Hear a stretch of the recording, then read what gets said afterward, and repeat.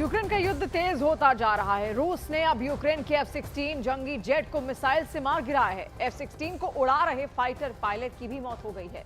F-16 fighter jet America बनाता है। America के जंगी जेट को ढेर करने के साथ ही रूस ने यूक्रेन की राजधानी कीव पर ड्रोन से ताबड़तोड़ मिसाइलों की बौछार भी की है। लेकिन इससे भी बड़ी खबर यह है कि ट्रंप के एक मैसेज ने पुतिन को भड़का दिया है और अब यूरोप के कई देश रूस के टारगेट बन गए हैं।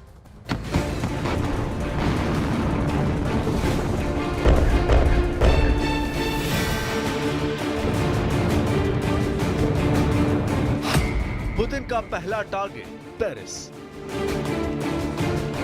पुतिन का दूसरा टारगेट लंदन, पुतिन का तीसरा टारगेट बर्लिन, पुतिन का चौथा टारगेट वार्सा, पुतिन का पांचवा target Washington.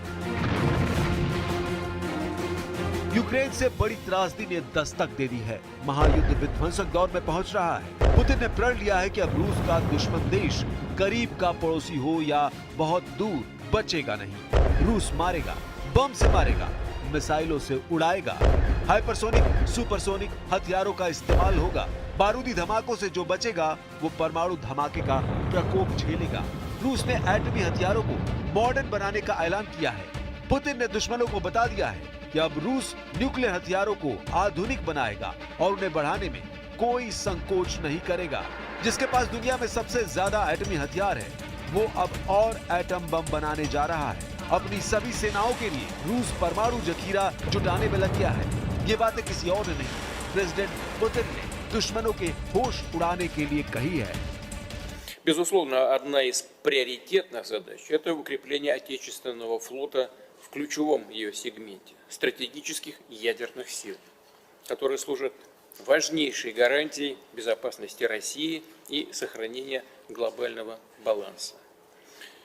В этой связи, конечно, хочу отметить, что сейчас доля современных образцов вооружения и техники в морских стратегических ядерных силах составляет в России уже 100%. И подчеркну, этот показатель нужно удерживать и в дальнейшем. Putin world order में फेरबदल चाहते हैं। ग्लोबल पावर बैलेंस को रूस के पाले में झुका रहे हैं। इसके बीच में जो आया वो सलामत नहीं बचेगा। रूस का एटमी मिशन अगले 10 साल तक चलने वाला है।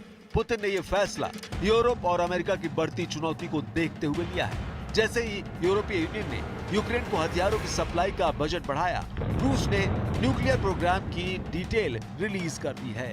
इसके साथ ही यूक्रेन पर हमले को तूफानी रफ्तार दे दी गई है। रूस की सेना ने कीव पर भीषण बमबारी शुरू कर दी है। रूस ने फाइटर ड्रोन से कीव में कई बहुमंजिला इमारतों को मटियामेट कर दिया है। मिसाइल धमाकों से लगी आग में कई मकान जलकर राख हो गए हैं। पुतिन के फाइटर ड्रोन ने पूरी रात कीव में मिसाइलों की बौछार की। रूस के बारूदी प्रहार ने प्रेसिडेंट ट्रंप को आग बबूला कर दिया है। ट्रंप पहले ही अपने दूत के साथ हुए बर्ताव से गुस्से में थे। उसके बाद पुतिन ने यूक्रेन में बारूदी कोहराम मचाकर ट्रंप की टेंशन बढ़ा दी है। ट्रंप के दूत से पुतिन की 4 घंटे चली बातचीत के बाद युद्ध और भड़क गया है। अमेरिकी राष्ट्रपति डोनाल्ड के विशेष दूत स्टीव विटकॉफ ने रूस के राष्ट्रपति व्लादिमीर पुतिन से मुलाकात की। ये मीटिंग शुक्रवार को सेंट पीटर्सबर्ग की प्रेसिडेंट लाइब्रेरी में हुई। 4 घंटे चली मीटिंग में युद्ध को रोकने के लिए जो शर्तें रखी गई, उनसे पुतिन नाखुश हैं। इसके बाद रूसी मीडिया को बताया कि यूएस दूत की यात्रा ऐतिहासिक नहीं होगी और इससे कोई बड़ी सफलता मिलने की उम्मीद नहीं है। विटकॉफ पुतिन मीटिंग में सिर्फ एक बात पॉजिटिव निकली, वो ये कि आगे टॉप लीडर्स के बीच बैठक मुमकिन हो सकती है। क्रेमलिन प्रवक्ता दिमित्री पेस्कोव ने इसका सिग्नल दिया है। हालांकि उन्होंने ट्रंप के दूत से हुई बातचीत में किसी तरह के नतीजे निकलने से साफ इनकार कर दिया है। Продолжается работа, скрупулезная работа, идет обмен мнениями, доводятся позиции друг для друга. Вот. Поэтому это такая скрупулезная работа. Здесь не нужно ожидать каких-то прорывов. Происходит процесс нормализации отношений и поиски, скажем так, почвы для выхода на траекторию урегулирования वокруг Украины। पुतिन ने ट्रंप के दूत के सामने समझौते की वही शर्त दोहरा दी जो उन्होंने ट्रंप से फोन कॉल पर कही थी, रूस अपने स्टैंड से रत्ती भर पीछे जाने को तैयार नहीं है। वहीं ट्रंप को जैसे ही मीटिंग का अपडेट मिला, वो तिलमिला गए हैं। ट्रंप ने रूस को धमकी देते हुए सोशल मीडिया पर पोस्ट लिखी है, रूस को आगे बढ़ना होगा। भयावह युद्ध में हर हफ्ते हजारों लोग मर रहे हैं जो रूस से तेल खरीदते हैं। उन देशों पर सेकेंडरी प्रतिबंध लगाया जाएगा। ट्रंप इस बात से भी खफा है कि रूस ने यूक्रेन के पावर सेंटर पर हमले शुरू कर दिए हैं। यूक्रेन फोर्सेस ने दावा किया है कि रूस ने बिजली संयंत्रों पर हमला कर लागू युद्ध विराम समझौते को तोड़ा है। प्रेसिडेंट जेलेंस्की ने हमले के बाद ट्रंप से ज्यादा हथियारों की डिमांड कर दी है। जेलेंस्की ने ट्रंप से अपील की है कि जल्द यूक्रेन को युद्ध लड़ने के हथियार दिए जाए, नहीं तो रूस पूरे देश पर कब्जा कर नरसंहार मचा देगा। Ми говорили про це з президентом Сполучених Штатів Америки, з президентом Трампом. Україна не просто просить, ми готові купити відповідні додаткові системи. І саме сильна зброя – єдине, чому можна довіряти – захист життя. मतलब बात बनने की बजाय बिगड़ती ही जा रही है। ट्रंप की कोई सुन नहीं रहा है। यूरोपीय देशों ने एकजुट होकर यूक्रेन के लिए रूस से भिड़ने का नया प्लॉट तैयार कर लिया है।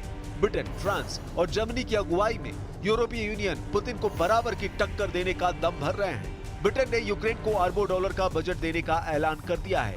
जर्मनी और फ्रांस भी जेलेंस्की को जंग में जीत दिलाने का मिशन शुरू कर चुके हैं। पुतिन को सबसे ज्यादा परेशानी फ्रांस से हो रही है। इमैनुअल मैक्रो ने मार्च महीने से ही पुतिन के खिलाफ मोर्चा खोल रखा है। मैक्रो को पुतिन का कट्टर विरोधी कहा जाता है। मैक्रो ने रूस पर आर्थिक प्रतिबंध लगा रखे हैं। इतना ही नहीं, मैक्रो ने रूस से लड़ने के लिए यूक्रेन को सैन्य और आर्थिक मदद भी दी। हाल ही में मैक्रो ने पुतिन को चैलेंज देकर यूक्रेन में यूरोप के देशों की सेना की तैनाती करने का एजेंडा भी रखा है। मैक्रो ने ये डर जताया है कि रूस यूक्रेन के बाद यूरोप को निशाना बना सकता है। जैसे ही पुतिन की तरफ से एटमी हथियारों के इजाफे का ऐलान हुआ है, फ्रांस सुपर एक्टिव हो गया है। अगर रूस ने परमाणु हमले शुरू कर दिए तो क्या यूरोप के देश एक साथ होकर भी पुतिन से मुकाबला कर पाएंगे? अमेरिका अगर परमाणु युद्ध से दूरी बनाता है तो क्या होगा? Stockholm International Peace Research Institute की रिपोर्ट के मुताबिक दुनिया में कुल 12,121 परमाणु हथियार हैं, जिसमें से 9,585 एटम बम सैन्य हमले में इस्तेमाल के लिए हैं। यूरोपीय देशों की बात करें तो ब्रिटेन के पास कुल 225 एटम बम बताए जाते हैं। फ्रांस के न्यूक्लियर हथियारों की गिनती 290 तक पहुंचती है। रूस विरोधी और किसी यूरोपीय देश के पास एटम बम नहीं है। वहीं पुतिन के परमाणु गोदाम में 5,889 एटम बम रखे हुए हैं। ऐसे में अगर परमाणु युद्ध छिड़ा तो यूरोपीय देश इसी शर्त पर बचेंगे जब अमेरिका युद्ध में शामिल हो। अमेरिका के पास 5,244 न्यूक्लियर वॉरहेड हैं।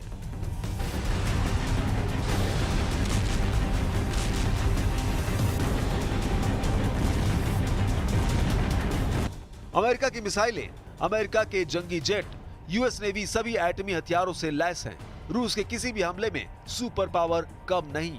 यही वजह है कि पुतिन ने अब रूस के एटमी हथियारों को बढ़ाने का प्लान बनाया है। रूस अगले 10 साल में अमेरिका से टक्कर लेने वाले हाईटेक हथियार जुटा लेगा। पुतिन ने 100% गारंटी दी है। Отмечу, что в предстоящее десятилетие на строительство новых кораблей и судов ВМФ предусмотрено 8 триллионов 400 миллиардов рублей. И эти средства должны быть учтены при формировании государственной программы вооружений. पुतिन प्रेशर बढ़ाते जा रहे हैं। उनका मकसद यूक्रेन को सरेंडर कराना है।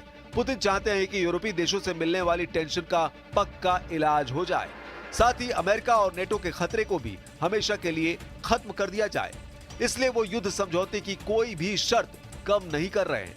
ट्रंप के दूत को पुतिन ने मैसेज दिया है कि रूस युद्ध का अंत इन्हीं शर्तों पर करेगा।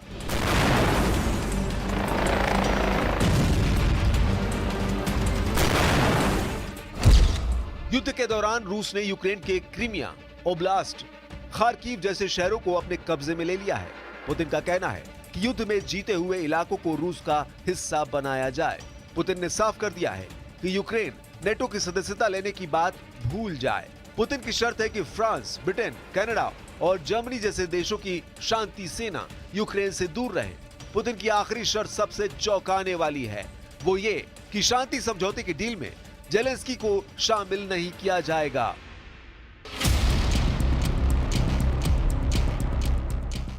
पुतिन जेलेंस्की को यूक्रेन का लीडर मानने को तैयार नहीं है। पुतिन के लिए जेलेंस्की संवैधानिक रूप से राष्ट्रपति नहीं है। अब तक युद्ध समझौते पर जितनी भी बात हुई है, पुतिन ने जेलेंस्की को उससे दूर ही रखा है। जेलेंस्की पर प्रेशर बनाने के लिए उन्होंने ट्रंप से भी उन्हें फटकार लगवाई है। हालांकि यूक्रेन ने भी पुतिन के आगे झुकने से इनकार किया है। यूक्रेन के विदेश मंत्री एंड्री सिबिहा ने ऐलान किया है कि यूक्रेन नेटो सदस्यता की दावेदारी से पीछे नहीं हटने वाला। यूक्रेन अपनी सेना को भी कम नहीं करेगा। Ukrainian membership in NATO should not be off the agenda. That's about transatlantic security. That's about our contribution. Ukraine now has 110 brigades with daily combat experience. And of course, it will be a realistic, true contribution in a future transatlantic security. And by the way, the most cheapest one. Ukraine की ये जिद बहुत भारी पड़ सकती है, खासकर France पर, जिसके बैकअप से यूक्रेन रूस से समझौते को तैयार नहीं हो रहा। पुतिन की शर्तें जल्द पूरी नहीं हुई तो यूक्रेन के साथ फ्रांस का नंबर लग सकता है। प्रेसिडेंट पुतिन यूरोप के 4 देशों को परमाणु हथियारों की विनाशशीला झेलने पर मजबूर कर सकते हैं। फ्रांस के साथ ब्रिटेन, जर्मनी और पोलैंड सबसे ज्यादा खतरे में दिख रहे हैं, क्योंकि इन देशों ने पुतिन की धमकियों को नजरअंदाज कर जेलेंस्की को हथियारों की सप्लाई जारी रखी हुई है। पुतिन इस सप्लाई पर ब्रेक लगाने के लिए भी एटमी ट्रेलर दिखा सकते हैं, लेकिन एक एटमी धमाका हुआ तो फिर कितने परमाणु बम फटेंगे ये कोई नहीं बता सकता।